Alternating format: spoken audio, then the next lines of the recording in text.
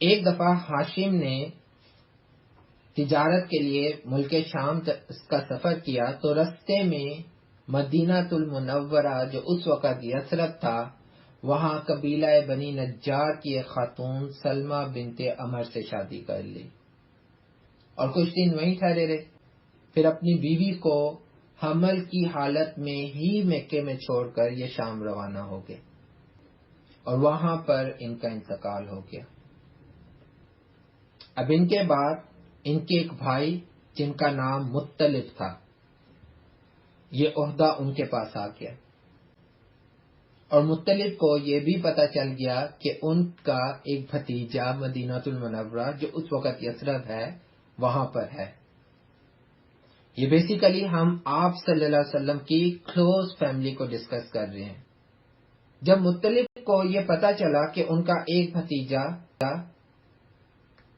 مدینہ میں ہے جو اس وقت یثرب تھا، تو جب وہ 10 سے 15 سال کا ہوا تو انہوں نے فیصلہ کیا کہ وہ اپنے اس بھتیجے کو لے کے آئیں تاکہ وہ سردار بنے، کیونکہ ہاشم کے بعد ان کے بھائی اور ان کے بھائی کے بعد ان کے بھائی کی خواہش تھی کہ ان کے بھتیجے کو یہ عہدہ دیا جائے، حالانکہ ان کی اپنی بھی اولاد تھی. چنانچہ یہ مدینہ المنورہ پہنچے اور انہوں نے ان کو لانے کا تقاضا کیا، لیکن مطلب آپ کہہ لیں کہ ان کے بھتیجے کی والدہ نے انکار کر دیا. جب مطلب نے انسسٹ کیا کہ مکہ المکرمہ میں سرداری اس بچے کا انتظار کر رہی ہے اور اس نے اپنے والد کی جگہ کو سنبھالنا ہے، تو تب آپ کی کو اجازت دی. اب یہ اپنے بھتیجے کو لے کے واپس مکہ آئے.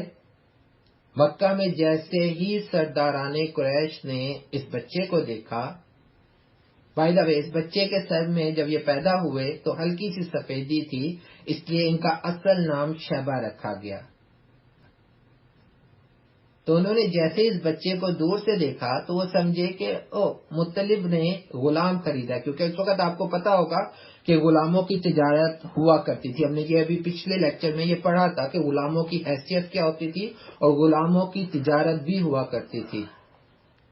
تو جب وہ دیکھا کہ مطلب ایک بچے کے ساتھ آ رہے ہیں تو انہوں نے کہا یہ عبد المطلب ہے.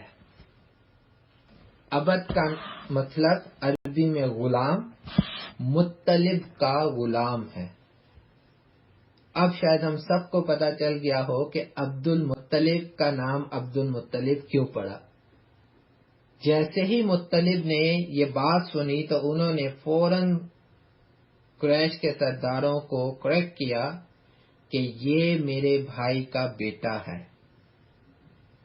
لیکن عرب معاشرے کی ایک خاصیت یہ بھی تھی کہ وہ جس کا جو نام ڈال دیتے تھے پھر وہ اسی نام سے مشہور ہو جاتا تھا. اور اب تک میرے خیال میں آپ سب یہ سمجھ چکے ہوں گے کہ یہ بچہ آگے چل کے ہمارے پیارے آقا صلی اللہ علیہ وسلم کے دادا بنے.